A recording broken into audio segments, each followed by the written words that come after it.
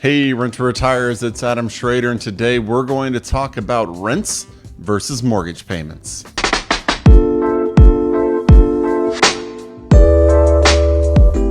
Before we get started with today's video, let me remind everybody, please subscribe to our YouTube channel, click the notifications bell, and don't miss out on the content we're putting out, trying to make you the best, savviest investor you can possibly be as you go through this real estate journey. Really appreciate you doing that. It helps us out a lot. And don't forget to like the video at the end if it's been of use, if you found something out from it.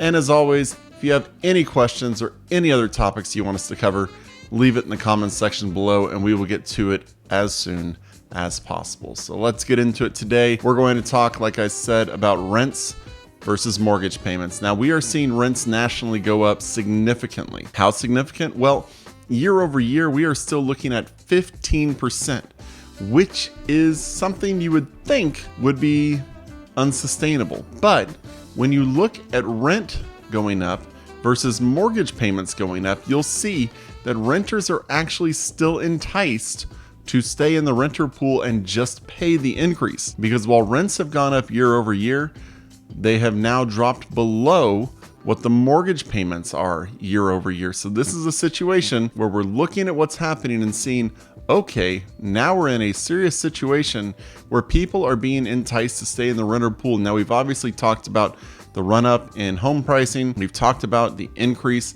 in interest rate and how people are maybe getting pushed out of the home buying, journey because their mortgage payments have increased. But we've also been saying, there's been a lot of rental increase, so a lot of people are still looking at buying homes. Well, nationally now, we're seeing rents slowing compared to mortgage payments. And we always see this. Rents lag home increases historically. But when that happens, it makes renting more and more enticing.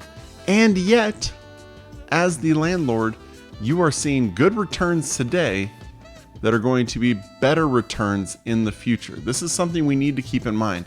We are seeing these rent increases and we are looking at our rents today, and we need to continue looking at our rents in the future.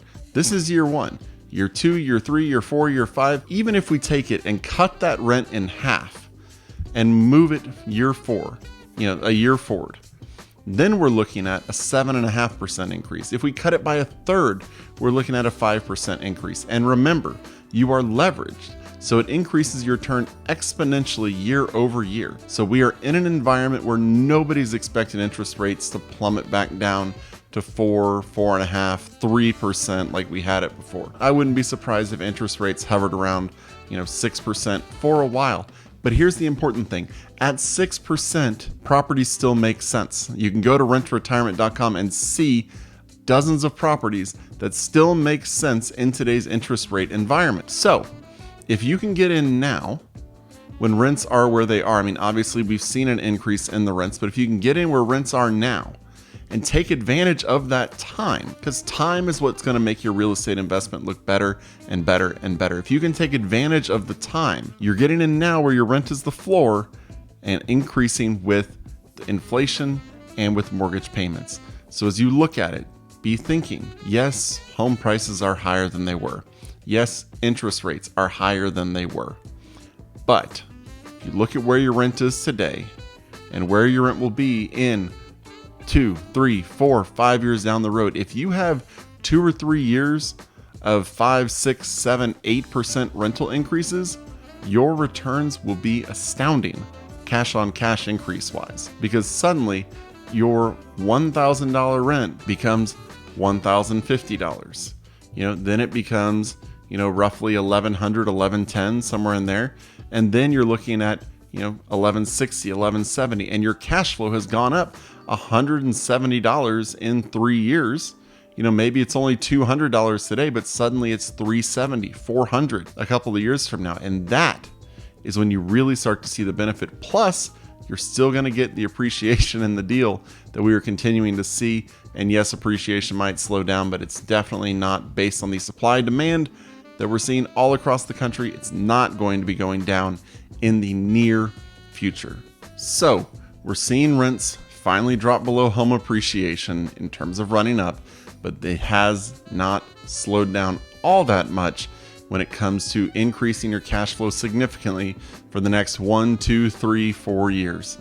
Everything is still pointing to a great environment for rental growth and home appreciation. So head on over to renttoretirement.com and look at the inventory we have there, because these are properties that look good now and will continue to look better and better as time goes on. So I hope the video has been helpful. Things are still rosy on the home buying front. So there you go. renttoretirement.com. You can see our podcast. You can see our YouTube channel. You can see everything we have to offer. We can connect you with the people you need to know for your investing journey.